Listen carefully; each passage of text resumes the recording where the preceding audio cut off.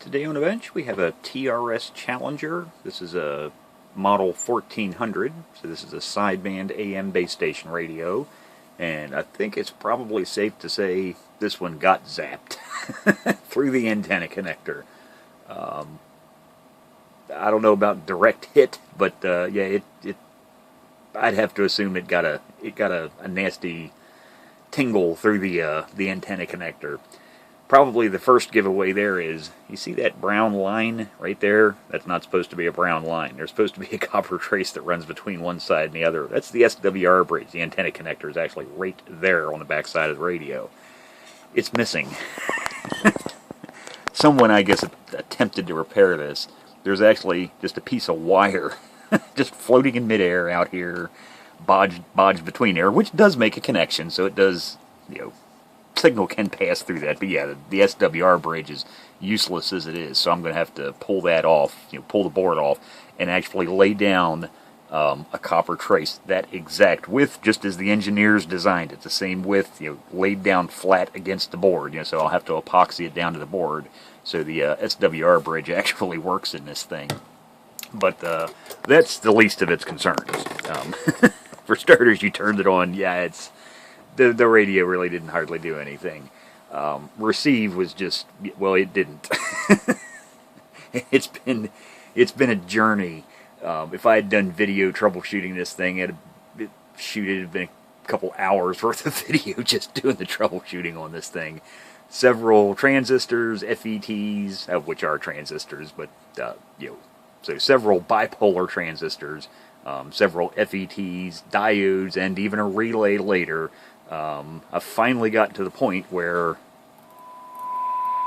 that's volume up the whole way, and that's only 100 minus 100 dBm, but it's alive. I haven't recapped it yet, for the exception of the power supply filter caps. Actually, this is what from the factory is in these things. They used from the factory. They had these chassis mounted. You can see the chassis mount brackets. They had two 4700 microfarad can caps in parallel. Nowadays, capacitors are a lot smaller than they, in physical size, than they were back then. And actually, if you ever cut one of these things open, a lot of times 2/3 of what's in here is airspace. They're just empty.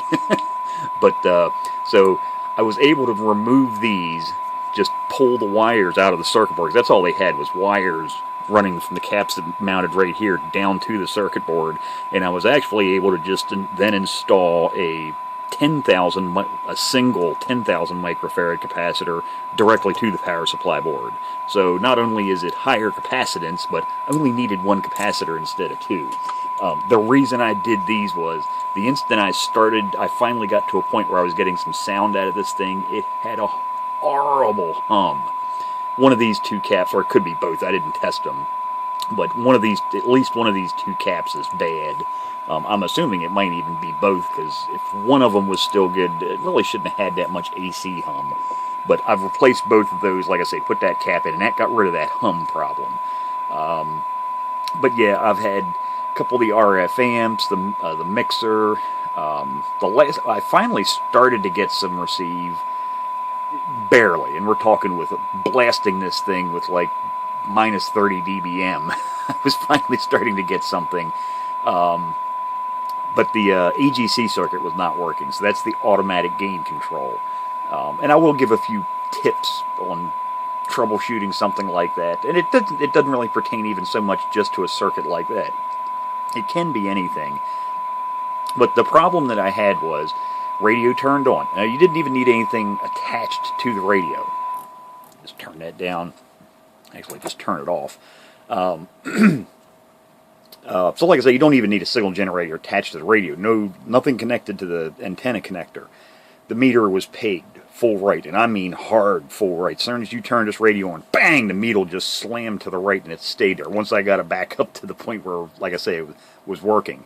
For starters, I didn't have any. The receive was just 100% completely dead. That was actually the relay. It is completely open on the 8-volt side, so usually these two terminals are the coil, and most relays, these are a little bit oddball. It's actually the two terminals on the top of the tripled pairs here are the top. But anyhow, On this side, this terminal is your 8-volt source, and it switches that 8 volts on transmit and receive. In receive, it should be on this outside terminal. On transmit, it's on the inside terminal. Now, when you transmit, you had 8 volts there, but when you unkey the microphone, there was nothing, absolutely nothing there. And it reads as infinite resistance. You hook up an ohm meter, yeah, it's not even into giga ohms. It's just completely 100% open. The thing is, I'm looking... I haven't even topped the pop on this thing. Popped, yeah, I'll get it. Popped the top on it. The contacts look fine, so I don't know if it maybe there's a bond wire between the actual terminal and this lead that blew off possibly, but yeah, there was no voltage passing. So yeah, that's the reason it receive was just 100% dead. Once I got a new relay installed, the needle went pig right, and it was hard. Like I say, the instant you turn the radio on, you just hear clank, and that was the needle hitting hard right, and it just stayed there. And that's because there was like 7.5 volts on the AGC line. So troubleshooting something like that, and that's great. This radio had some indications, just visually from the outside of the radio that there was a problem. The meter being stuck far right, and the receive light's on. Now, this receive light does act completely different than, I'm not going to say any other radios. There are a few other radios that have this, and I've actually installed it in some radios. The receive light on this radio does not come on when the radio's in receive. The only time this light comes on is when you're actually receiving a signal. So this is kind of like an incoming, I guess you could call it an incoming modulation light. As your signal meter starts to move up, you'll see this light start to flicker. It's just like a lot of radios have a modulation light, so when you're talking, you'll see the light get brighter at your modulation peaks. This works exactly the same, it just works on receive instead, which is kind of neat, and it's just fairly simple circuit, transistor, a couple resistors. But, like I say, that light was on continuously, so I know there's a problem there. I know there's a problem with the meter, because the meter is pegged right, and there's nothing attached to the antenna connector. So, you know, if we look at that on a schematic,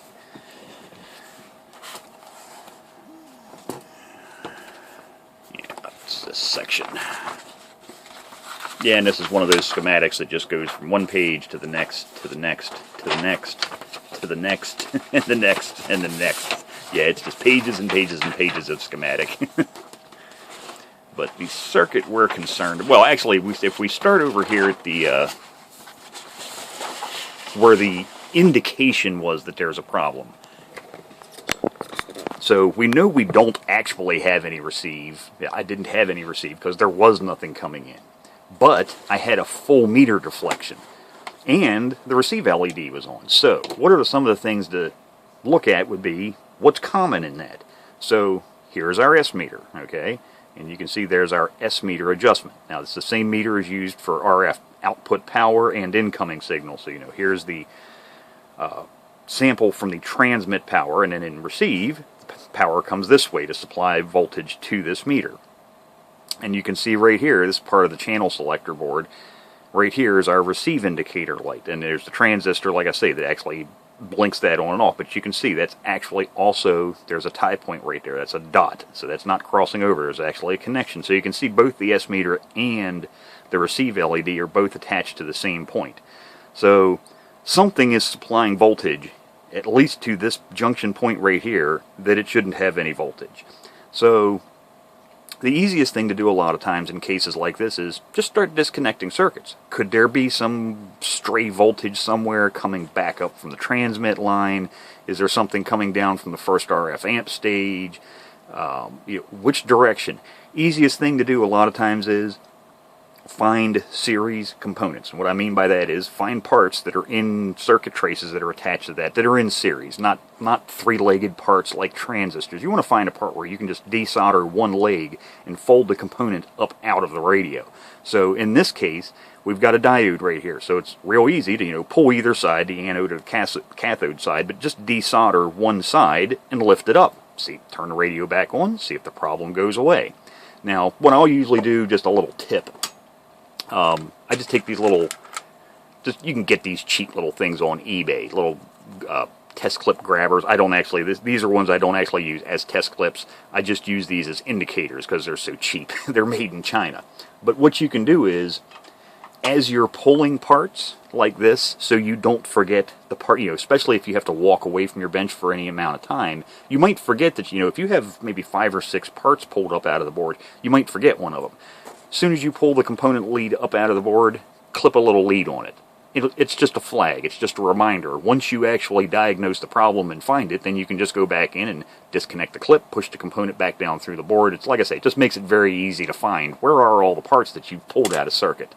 But like I say, so we know we have a voltage source that we shouldn't have. There is no receive, and we have receive indication, so that's something supplying that voltage. So like I say, we can disconnect the diode right here. That completely disconnects this part of the receiver circuit, because you can see there are voltage sources here that come up through here through the RF gain control. So there could be voltage backfeeding here if maybe a diode's bad, and diodes do short out. That's especially if you have something that's lightning damage or a high static discharge. It's hard to tell what could have happened to a semiconductor. They can go open or short. But I pulled that diode. I wanted to completely disconnect this circuit here, the meter circuit, to see if I could get the needle to go down. So that would easily tell me, is the voltage to this meter being supplied from this point, or is it being supplied maybe up possibly through the transmit side? So I pulled this diode. Same thing, just pulled one lead up. Guess what? The meter plopped back down to the left-hand side, but the receive LED was still on full brightness. So that means that there's only one path left, and that's headed that way. That's the line going across here. And that is actually the AGC line. So that's why that line actually feeds up here. The AGC, or automatic gain control, is basically the not blow you out of your seat circuit. So when a radio receives a really low signal, you want to have maximum amplification in the RF amplifier circuits in the front end of the radio. Actually, the whole way through the radio. There's amplifiers all through after mixer stages and whatnot. And different radios will have the AGC tapped into one or multiple points in a radio. Some radios will only control the gain on one transistor. Some radios will control 2, 3, or 4 different stages. But that's what the AGC does. It senses the signal, and it knows where it wants to keep it, the happy range. And it wants to keep it in that happy range. If it gets outside of that happy range, if the incoming signal's too big, and it's the signal now at the output of the circuit is too big, it'll start to reduce the gain of the amplifier stages. The whole point of that being is, it wants to keep your ears happy. That's why I call it the not blow you out of your seat circuit. That way, when you're talking to somebody, barefoot radio. So, you're on a base station like this, bone stock radio, talking to a guy, let's say, 15 miles away. Also, bone stock radio. And it's not a booming signal. But then somebody that's only, maybe sitting at the end of your driveway decides to key up, and he's running an amplifier in his mobile. Well, that's going to blow you out of your seat if you don't have some way of the radio automatically adjusting the gain of the receiver circuit. So that's what the AGC does. And it's just a voltage. It's a variable voltage. The voltage goes up or down depending if it wants gain or not. But that's what actually that line that runs off to the right is. So apparently, that's where the voltage was coming from. And if we actually come over here, we can see now there are actually 2 circuits. So this is a sideband radio. So this has an AM AGC amplifier and a SSB AGC circuit. So depending what mode you're in is going to dictate which circuit is actually supplying the AGC action. Now, in this radio, it didn't matter what mode I was in. With those diodes pulled and actually had a few other parts pulled out, it didn't matter what mode I was in. I always had 7-point-something volts on the AGC circuit. And you can see that actually on the SAMS manuals, they're nice enough to actually put the AGC, the average AGC voltages here. So this would be from the smallest signal a radio would receive to a booming signal coming in. But you should see, a AGC range of between 1 to 4.03 volts. And you can see over here the SSB AGC, it's the operating range is around 1.3 to 4.07 volts.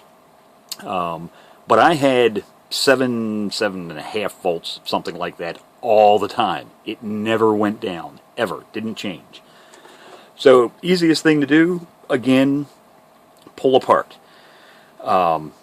First one, back tracing through the circuit here, the easiest part to pull was R50. This series resistor that comes up to this FET right here, Q12. I pulled that resistor, the receive light went out. I hooked the meter, the diodes, and everything back up at the front end of the receiver, hooked the S meter back up. Meter was no longer pegged far right. Flipped into sideband, I actually had audio then. Flipped into AM, of course I had no AM, or extremely low receive, that's because the AGC circuit wasn't working. But, so I had found the problem. The voltage was being supplied by this circuit. Now, mainly there's some passive components here. Yes, there is an electrolytic capacitor, but that's not going to cause this to supply basically 7 to the 7.5 volts all the time. Most likely going to be a bad FET, so sure enough, I pulled that thing out. It did not, or does not test as an FET. It actually tests as a transistor with a gain of like 900 and something, HFE of like 900. So yeah, whatever went wrong inside of this poor little critter turned it from a field effect transistor into what reads on a semiconductor analyzer as a bipolar transistor with a HFE of like 900 and something. So I stuck that in there, and now we're at where I'm at. I have received, it's low, but it's receiving fine. It receives fine in sideband and in AM. So now I'm to a point where, yes, the radio is definitely worth fixing. No unobtainium parts have gone bad. The one big, huge downfall of these radios is working on them. And I don't mean as complicated to get to stuff. They are a little bit more challenging. The parts are really way down in there, and of course, big, huge wiring harnesses. So I got to completely recap the rest of the radio. Because, like I say, this is the only single capacitor I've replaced in it, and that was just to get rid of a problem, AC hum. But all the rest of the electrolytic caps need to be changed. Yeah, that's kind of challenging to start with. You got all the wiring harness. But what makes these things so challenging is, and I'm lucky though, no one's ever done an alignment on this radio. I think I did a video on another one of these. I'm pretty sure I did a video on that. I'd have to go back and check myself. Where I had to remove, hold on a second, let me pause the video. Okay, let's try that again. Had a frog stuck in my throat, had to get a drink of coffee. One of the biggest problems with these, what I was saying was, on that other radio that I did, like I said, I think I did do a video, I had to pull so many of the transformers out of that thing because the cores were cracked. The reason they get cracked is, and I could just strangle the engineer that decided they needed to seal every coil and transformer in these things. And guess what? They didn't use wax. They used glue. Yes, that goopy Sony Bond, which was just one brand name. It's not all Sony Bond. But they used that blasted glue. Where is my pen light? Right there. So every single... Now, luckily, no one has ever worked on this radio. But every single one. That transformer, that one, that one, that one, that one, that one. Even the coils, all those coils. Transformer, transformer, transformer, all the coils back here, every single one, all throughout this radio, all of the ones in the PLL section. Now, normally you shouldn't see the PLL if the radio's, which is a good sign. You open the radio up. In a radio, in this model radio, if you take the top cover off and you can't see the PLL circuit, bonus. That means somebody hasn't thrown away important parts.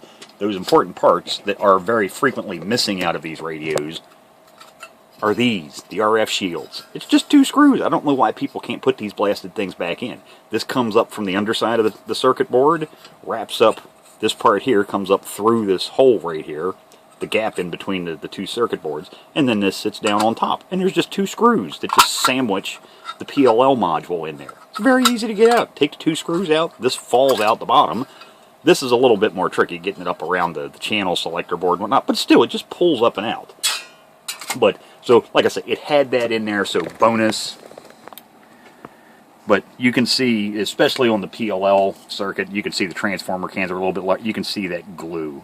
And the problem with this glue is, when they poured this stuff on there, it seeps down into the threads. That one, just every single transformer, all of them, they all have it. Now, I'm fortunate no one has broken every single core, because I have seen these radios literally with every transformer and every coil core cracked, and I had to remove every single transformer or coil out of the radio to get them extracted. Fortunately, nobody's ever done anything to this one. So I should be able to get all of these cores broken loose without actually breaking them. And I've showed how to do that before, I know. Reach up here and grab the bottle. I just use, GC radio TV cement solvent. Basically, it's just acetone. That's one of the, that's somewhere on here. That's key component, acetone. But it also has toluene, butyl acetate, and ethyl acetate in there. But like I say, the main solvent in there is acetone. And trust me, when you pop the cap on this bottle, you'll know it's mainly acetone. But yeah, what I do is just lightly go around. I'll take a straw, reach over my little, never find one when you want it. Just one of these little spray straws off a spray can. What I do is just dip this down into the bottle, put my finger over the end, pick it up out of the bottle, and then I'd hold some of it in a straw, and I'll just come down and I'll put a couple dots there, a couple dots there. I'll usually do like 4 or 5 transformers at a time. I'll just keep going from transformer to transformer, keeping that glue damp. As soon as I see it starting to dry up on there, I'll apply a couple more drops. And just over a period of several minutes, you'll actually see that glue start to bubble up. Yeah, it's going to look like it's starting to boil almost, but you'll see it start to bubble up and soften up. And that's all you need to do. But it takes your time. Stick your alignment tool in there, try turning it. If it doesn't turn, stop. I guarantee you, 100%, if you keep turning, especially if you're using something like a ceramic adjuster, you're not using a plastic or like a Delrin or nylon alignment tool, you're going to break the core. That glue, just because it's soft on top, doesn't mean it hasn't, that it's softened up down inside those threads. So very important. Take your time. Just keep applying solvent. Keep applying solvent. Keep applying solvent. And just lightly wiggle back and forth until you get those things cracked loose. As soon as you get it loose, where you can start to turn it, then you can take it out, clean the glue off of it, put it back in, and it'll be fine. And do yourself a favor, don't put glue like that back on it again. It doesn't need glue on all these things. Putting some wax on some of the large ones is not a bad idea. Putting wax on stuff that owners shouldn't be getting into that can drastically affect a radio's frequency or how it actually performs, like VCO voltage settings and frequency adjustments. Yeah, it doesn't hurt to seal those with wax. That way, if you get a radio back and you see it's been tinkered with and they're complaining about, well, it's off frequency, and you open the radio and you look in it and you see, well, yeah, I can see all the wax has been disturbed in here. That's because you tinkered with it. But yeah, don't use glue. I don't know who. Man, was that a brain fart or what? To glue in all of they're tunable, or they're not tunable now, but they're supposed to be tunable. Why would you do that? So, like I say, it's alive, it works, it transmits and receives. I've got to, like I say, fix up this SWR bridge board. It works. I mean, well, the SWR portion doesn't work, but I mean, you can transmit and receive. It's just all the power is going through this wire that's flopping around in the radio, which, again, isn't really a good idea. Like I say, I'll pull this board out. There's just one screw there, and then the solder connection to the actual coax connector on the back is actually holding this side on. I'll get the board pulled out, desolder the coax cable and the SWR sense wire there off of the board. Get a proper sized copper trace cut out, get that bonded down to the board, and then the S-meter circuit will also work again. Cause the S-meter circuit's never going to work like this. I don't know if I can get the camera. Well, I can just shoot the video when I'm actually repairing this thing. If you can see it or not. Definitely helpful. I don't get my fingers in there, but you can see there's a trace. There's actually a trace that runs right here on top, and there's another trace below, and that's the SWR part. So, the power is actually coming up the coax cable. Comes out the final transistor, ends up coming through this coax cable into here, passes through or it's supposed to be a trace right here to the antenna connector, but then you have these other 2 traces that run parallel to it, and that's for your SWR circuit.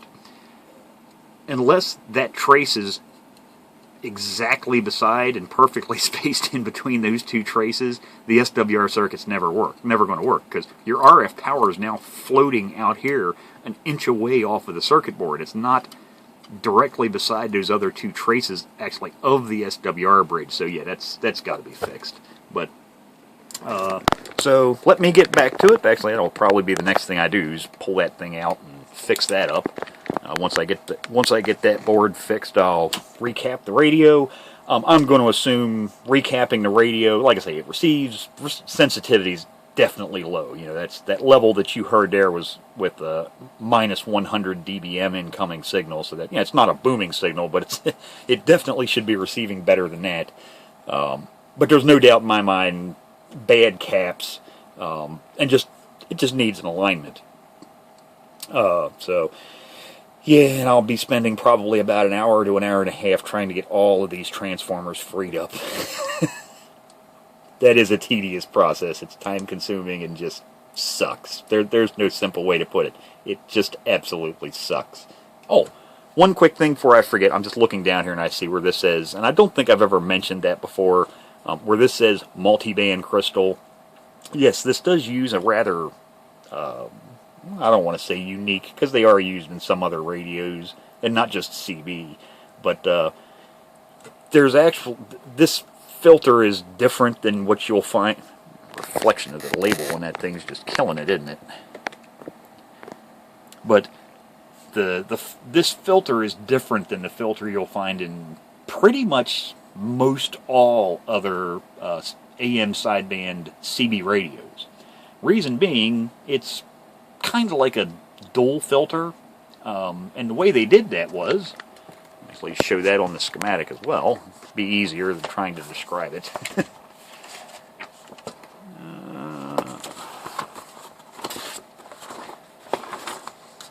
You can see we actually had two filters. There's a filter there and a filter here, but if you look at this filter right here, which is this one, you can see there's an in and an out, but you can also notice there's two other connections right here. Normally there you'd be attaching your grounds. Move the schematic down here a little bit so it's actually in view of the camera. Normally you'd have a single ground. Now there'd actually be multiple inside, because that's what's inside of this. If you ever break one of these things open, basically all you're going to find are a bunch of crystals, usually, that look like this. That's why it's called a crystal filter. It has a line of crystals, and the bigger these filters are, the better, because that means there's more crystals in there. They can do better filtering. The more crystals you pack into that thing, it can do a better job of filtering. But they didn't want to limit, because they're using this filter in both AM and in sideband. The problem with doing that is, and some radios do that, there are some radios that have fairly narrow AM receive, and I personally prefer that. The narrower the AM receive, the better.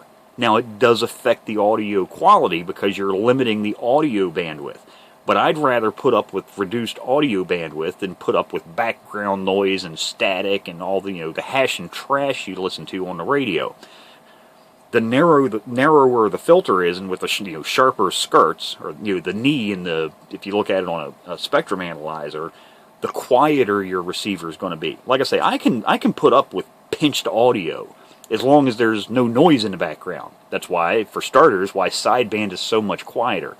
For starters, you're only listening to one sideband, and it's a very narrow filter. But when you run AM through a sideband filter, it really sounds pinched. That's just a little bit too narrow. You're just, it's like trying to shove a 2x4 through a 2x3 inch hole. It just doesn't quite work too well.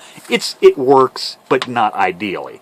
So what they did in this one is they actually have you're actually supplying the ground here depending on what mode you're in, because you can see there's actually the mode selector switch, and you can see there's our ground path, and actually here you can actually see there's actually voltage here in but like I said, it's depending on which mode. And what they're doing inside of this is which crystals are actually, you know, the actual individual filter, crystal filters inside of the larger can, they're actually selecting which ones are in circuit. When you're in sideband, it's going to be using all of them. When you're in AM, it uses a combination that widens the bandwidth a little bit, but still keeps it, you know, reduced to an acceptable level to cut out, you know, do what a filter is supposed to do.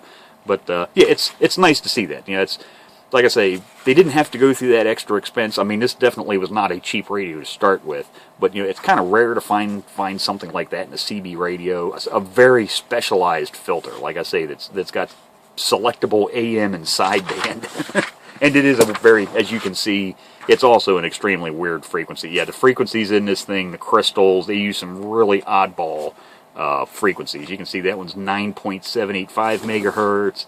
You come over here, 9.8 megahertz. So yeah, it's not your standard filter frequencies you would normally see, like in most CB radios.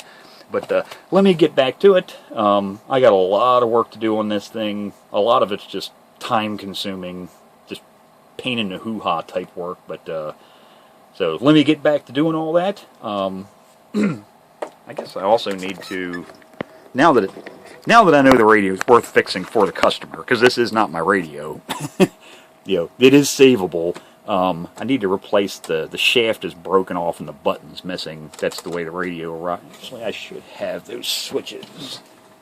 Let me just check real quick. I think I got double pole. Should be flipped over that way. Yeah. And then there's the brand new buttons. So yes, I do have them. Boink. There we go. There's a brand new push button to stick in there. So again, that's going to be a pain in the butt too, actually, because this one's yes, it's a ganged switch. Oh man, where you see actually this switch right here. See how this is a single switch? Yeah, I'm holding it in my hand. There's only one switch. All the switches along the front there are actually all like this metal bracket right here. All of the switches attached to one single long bracket, so I can replace just the switch, but what I have to do is bend you can see how they're mounted in there, the little ears are bent over, so what I'll have to do is bend those ears up on the switch down there, pull, you know, get that one single bad switch with the broken off shaft, get that pulled up and out, and then I'll be able to slide in a new one, and get it in there, and then, you know, bend the little ears over to hold the switch down in that bracket, but just more work to do. So there we go. There's where I'm at so far with this thing. Like I say, I got lots of work to go, and probably next time you see it, it should be a good working radio again. Because like I say, most of the troubleshooting has been done now. All the zapped parts have been replaced. So I shall return. Okay, so I got the SWR bridge board out and getting ready to do some repairs on it. I thought I'd just show a little bit of the procedure I'm using for this. So here's the board, and there's actually, everywhere it's brown, which is the color of the board, there is supposed to be a copper trace, and you can see where it's missing there, and it's ripped off on both ends. So it apparently got completely baked off of the board. And yeah, it looks like there's a little bit of a fireworks show going on back here, because that's kind of black. So yeah, like the more I look at this thing, I think this radio definitely had a close encounter of the lightning bolt kind. But so repairing it. Now this is one of those cases where you definitely want to keep the trace exactly like it was when it left the factory. If you don't, it's adversely going to affect the operation of the SWR bridge, making it not effective. So, you know, you want to keep the trace width the same.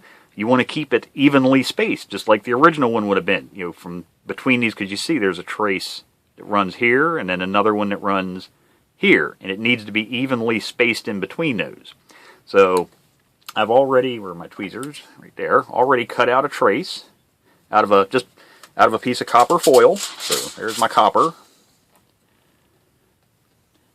And that's going to fit right down in there. And I'll have it lap soldered on the ends. Just barely touch the hole there. And then, but it'll get lap soldered on both ends. But I need to epoxy it down. and I need it to be perfectly flat. This is one of those cases where circuit traces are very critical. Like I say, not just spacing, but it also, because you can see how it's kind of bowed up off the board there a little bit, you don't want that either. It needs to be perfectly flat down against the board, basically, just like an original factory trace would be, because if there's anything sitting up, that's going to affect how well the SWR meter works, because this is the SWR bridge. So, to make sure that I get it perfectly flat, I'm using some other materials here. So I got a piece of circuit board material that I've cut out and a piece of Teflon. So I get Teflon. You can get this stuff on eBay, lots of places. Chemical manufacturers sell it. But this is really thin sheets of Teflon. That's all this is. PTFE Teflon. So basically nothing sticks to it is kind of the point. One word of caution. If you do ever get some of this stuff, just make sure you use whenever you're messing around with this stuff, be very careful. There's nothing static sensitive anywhere close.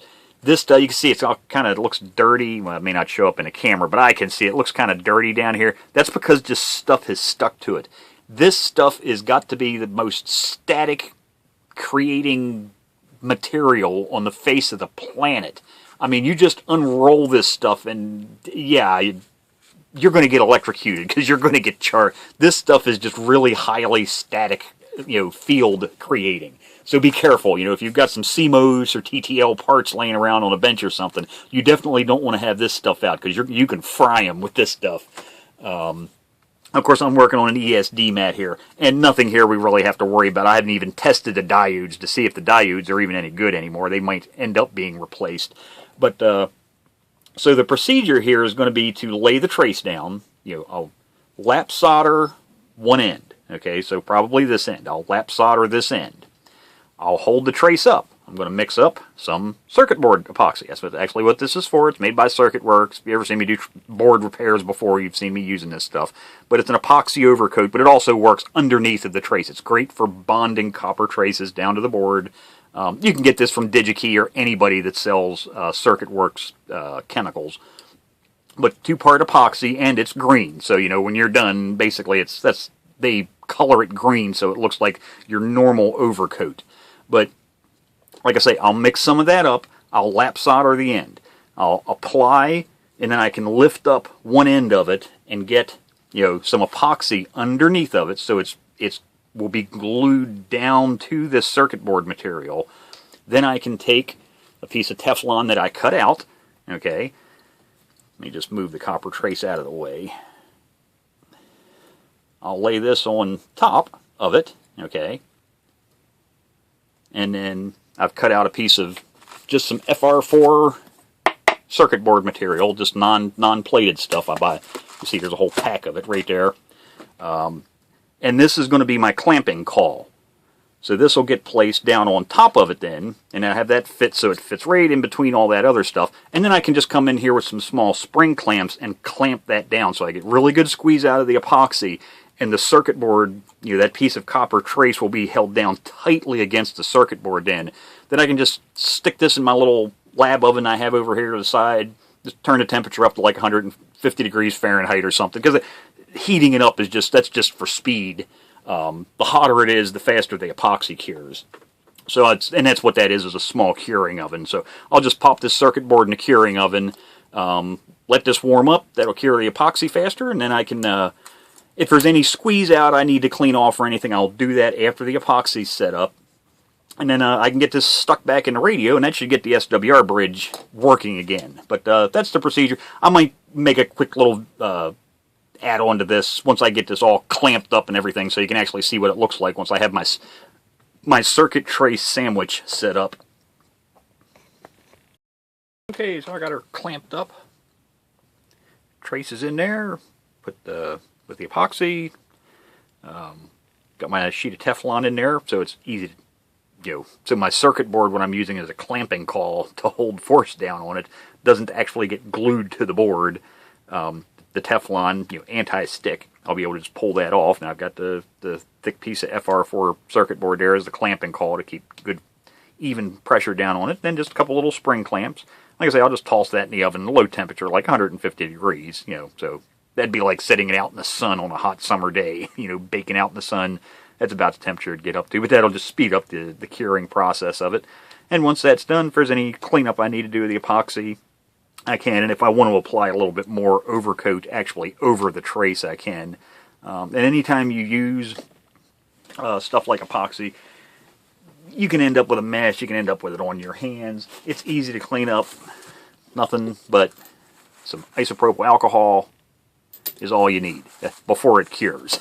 Once it sets up, yeah, that's a different story. But before it cures, you can see just some isopropyl alcohol on a chem wipe, clean your tools off and whatnot. So that I'll just throw away, and that's what I usually use for just a mixing. Anytime I'm doing stuff like this, I just whack off a little piece of Teflon or something to mix the epoxy up on. But another thing I'll do is I'll actually stick this in the oven with that, and even if I'm just normal curing it just out in the open atmosphere, I'll do the same thing. Wherever I mix the epoxy, I leave that out. Don't throw it in the trash can.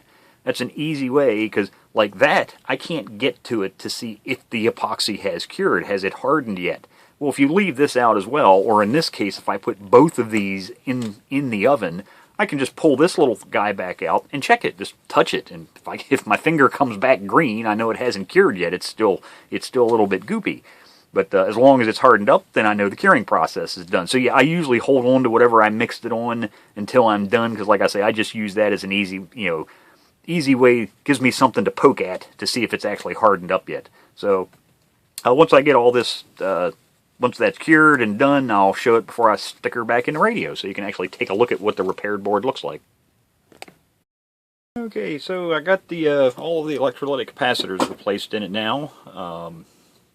Got the board fixed up here, so I got my trace down in there. And yeah, I figured once I took my clamping caul, my piece of Teflon off of there, that yeah, most of the epoxy that was actually over the trace had squeezed out. So I applied more of the epoxy overcoat actually over the trace, like that stuff's supposed to be used for.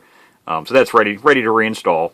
Now, like I say, I'm almost positive, and the farther I got into this looking, yeah, I'm pretty much almost positive this was a lightning strike.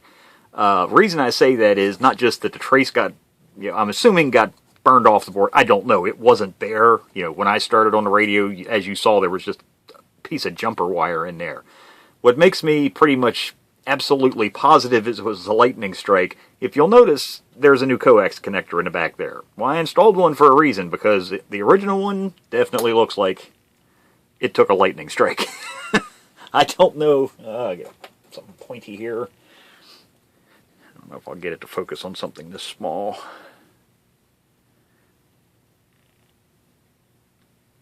Kind of hard to see. Get the nut off of there for starters.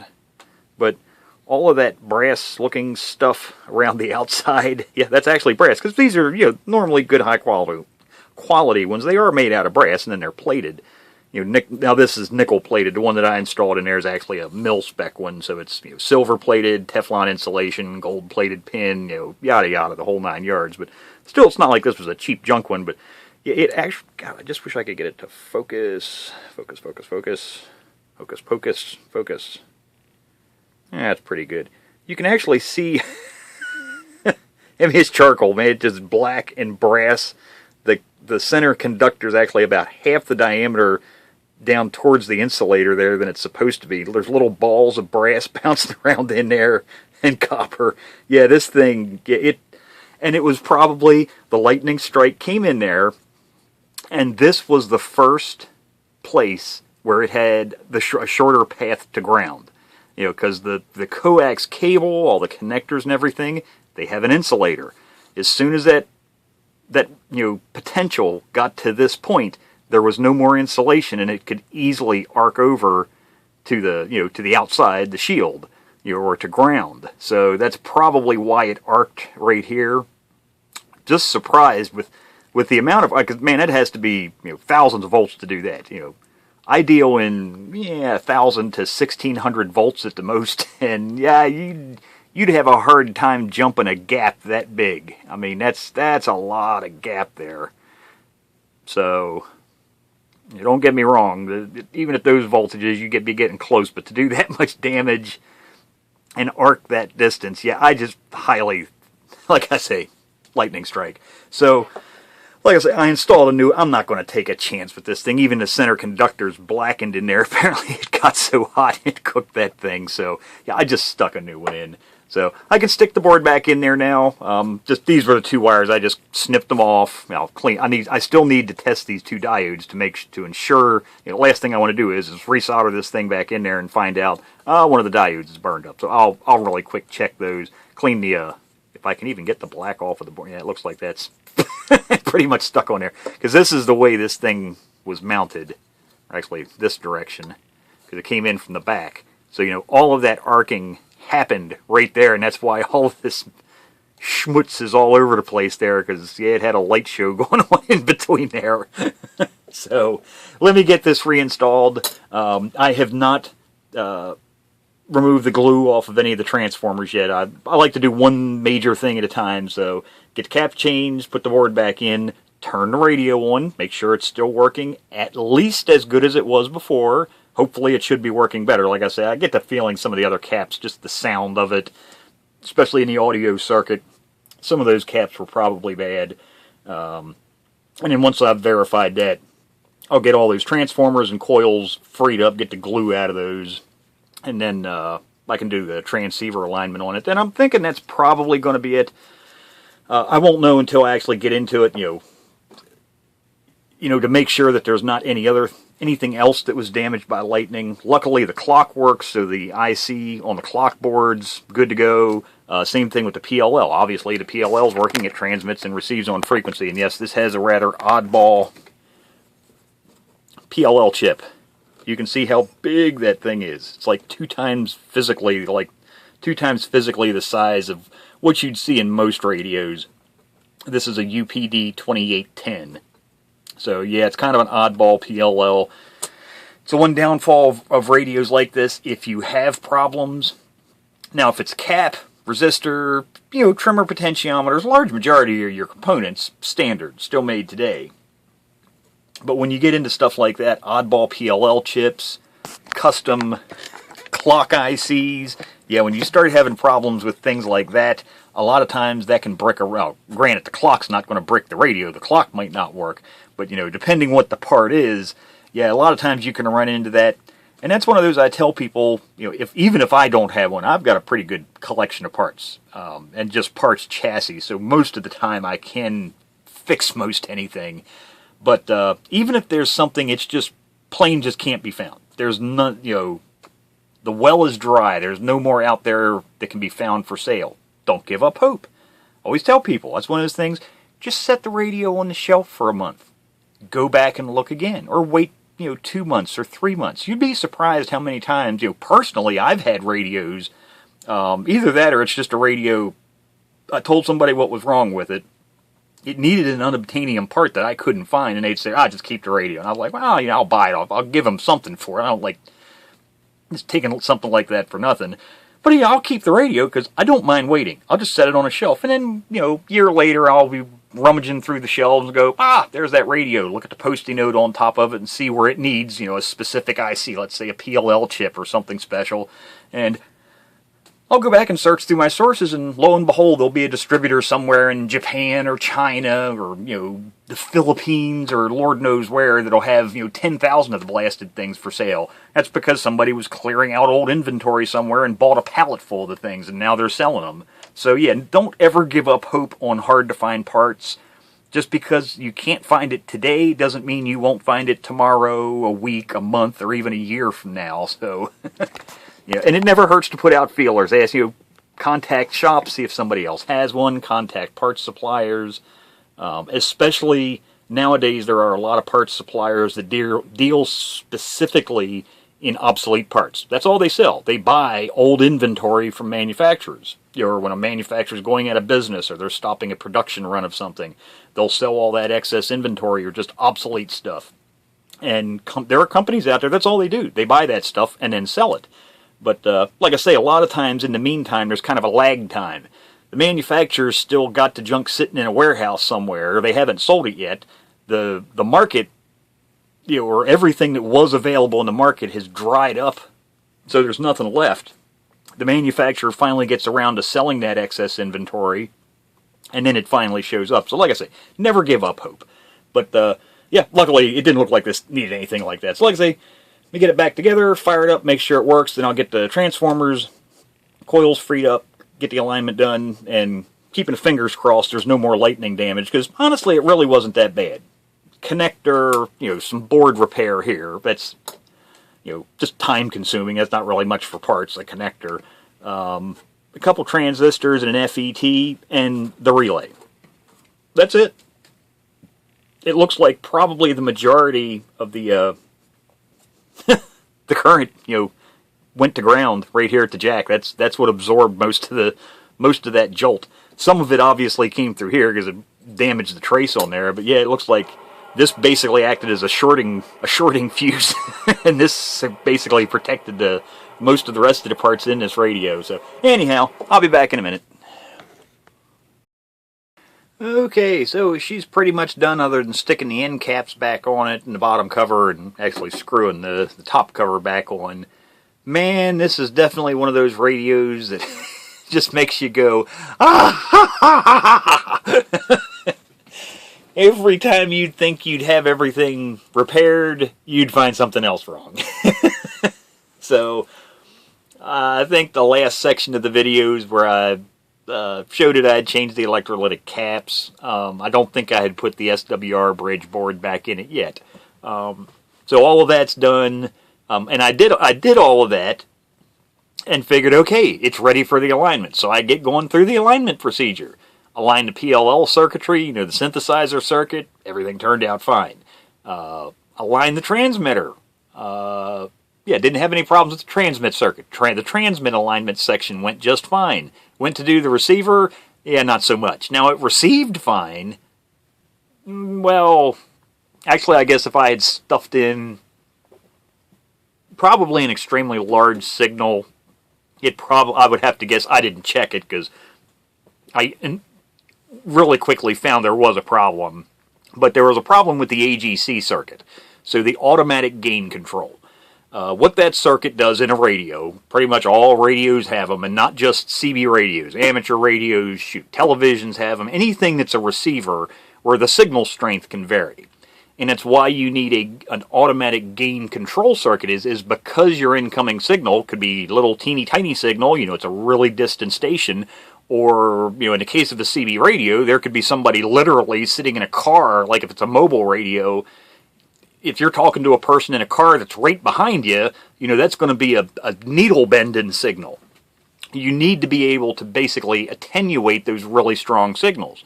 Or, vice versa, you need to be able to increase the gain of your receiver circuitry with really weak signals. And that's what the AGC circuit does. And if you look in Sam's manuals, they'll usually have the AGC voltage, the average range. So, like in this radio, it's from I think from 1.1 to, I guess the book's sitting right here. From 1.1 to, or actually 1.3 to 4.07 volts, SSB AGC, and AM is 1 to 4.03 volts, is the normal AGC range. And depending on what the signal strength is, there's a SSB AGC circuit and a sideband AGC circuit. And depending, so your received signal gets demodulated, gets down mixed, but a sample of that comes off and goes into either the AM or the sideband AGC circuits. Those circuits in turn basically feed back a voltage dependent on the received signal's strength. That in this radio, it controls several things. The S meter, the receive intensity light, because remember, this light, it's just barely lit, because there's a little bit of static noise, so it's slightly illuminated. But the stronger the signal, the brighter the receive LED gets. It operates that as well. And then it also operates several stages throughout the IF receive circuitry. It controls how much gain it has, so it has a feedback voltage, and it's a continuous loop. The signal comes through, goes into the AGC circuit. It senses that, the signal's not very strong, we need to bump up the gain a little bit, and it'll send a control voltage that will do just that. In those stages, it'll bump the gain up, and if it's a really loud signal comes in, it can then attenuate or turn down the amplification of those stages so you don't get blown out of your seat. And that's the whole point behind that circuit, is it prevents you from getting blown out of your seat. What I mean is really loud coming out of the speaker. If you've ever listened to television, that's actually the perfect example. Commercials. You're watching a TV show or a movie or something, and you have the volume set just perfect. And then a commercial comes on, and it seems to be like 5 times louder than what you were just watching a second ago when you were watching your favorite TV show or the news or whatever it was. That's what that... Oh, there's somebody breaking in on 19. And there, you can see the LED, as the signal meter increases, that light will increase the intensity. But it's meant to keep your volume at a fairly constant level. That way, a really weak signal, you don't have to crank the volume up the whole way, and then if somebody really close to you transmits, you don't get blown out of your seat and then have to turn the volume down. It automatically controls that to try to keep the volume at a fairly constant level.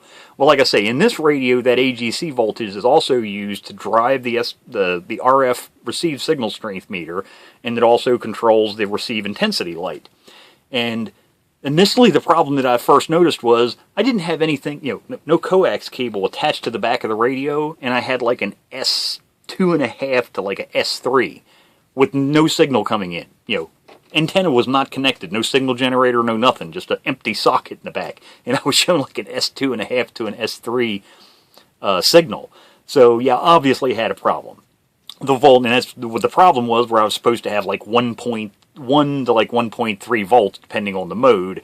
I had like 2.5 volts AGC voltage, and it ended up the FET was bad in the AM, because it would actually do it in AM or sideband. It didn't matter.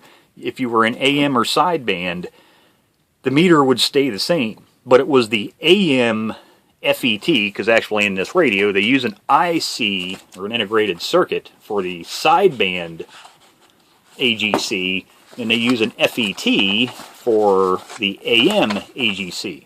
So here is the FET for AM. I don't know if you can see it, but it says AM AGC, and then this IC right here is actually used for sideband AGC. But this FET was bad, and it was allowing like 2-point-something volts on this AGC rail all the time, even when you had it in sideband. Because this FET is attached to 0.10, which is over here on the power supply circuitry. That's 8.17 volts all the time when it's in receive. Doesn't matter what mode you're in. Anytime the radio's in receive, that, as you can see, there's 0.10 right there and 0.10 there. So they're both getting voltage all the time. And that was the problem. It was basically partially shorted out. It was allowing, 2-point-something volts continuously to be able to pass through that FET into the AGC rail, and just completely had it screwed up. So next problem was I didn't have that FET, the exact one that's supposed to be in there, and it's an obsolete one. It's not made anymore, and it hasn't been made for a long time, which normally isn't a problem. I usually have stuff like that in stock. Not this time. I didn't have it. So, no problem, there's lots of substitutes. It's just an FET, it's nothing special. I tried, I think, 5 different substitutes. I tried, the NTE substitute, and then I found some Motorola, from a bunch of other manufacturers, ones that subbed over to that. None of them worked properly. They just all had just slightly enough different characteristics that it just would not work in that circuit the way it was, the way that this radio's needed it to work. So I ended up using a Motorola 2N50, where the heck my little notepad, what was that, a 2N5952 FET. And the other thing, you got to be careful when you're doing substitutions like that. This was a perfect example. Watch the pinout of the actual component. The original FET that was in this thing had a pinout of gate, source, drain. All of the substitutes, actually I got them written down here, yeah. No, the original source was an oddball one. The original one had a source gate drain. All the aftermarket ones, or all of the ones that were suitable substitutes, have gate source drain. So the gate and the source leads are basically flipped, which isn't a problem. You just need to make sure that you stick the proper lead in the proper hole, because if you don't, it's not going to work properly. Or depending on what it is you're replacing, you may even let the smoke out of something if you go putting it hooked up with the wrong pin out. But like I say, I got that in. It just wouldn't quite work right. I just could not get it. I still needed to drop the voltage a little bit more. So what I ended up doing was actually... let's pull the schematic out here really quick again. Right here at the source, so basically your voltage would come out here. This R50, which is a 100 ohm resistor, I just lifted the leg up of that and just installed a small signal diode in series with that resistor. And what I'm using that diode for is a voltage drop, because all diodes have a drop voltage. You lose some voltage every time you pass voltage through a diode. And now I was taking advantage of that characteristics, the voltage drop, because that's what I needed to do, was just slightly drop the voltage a little bit to get this thing to work properly so the S-meter would work properly over its scale. So, like I say, I installed a diode in series with this resistor that dropped my voltage just enough to get it so it's accurate over its, over its range. It was properly able to calibrate for S9 and everything. But yeah, like I say, it just seemed like every time I was like, okay, I'm done, yeah, I'd find another problem. So really all I have now, like I say, put the covers and everything back on it. It's a good working radio. Clock works. Like I say, luckily it really didn't have that much damage. I mean, if you really think about it, from the arcing you saw that happened to the antenna connector on this thing, man, you would just think anything solid state in this thing probably would have gone up in smoke. But I think that antenna connector and that SWR bridge board protected the radio. They absorbed most of the energy.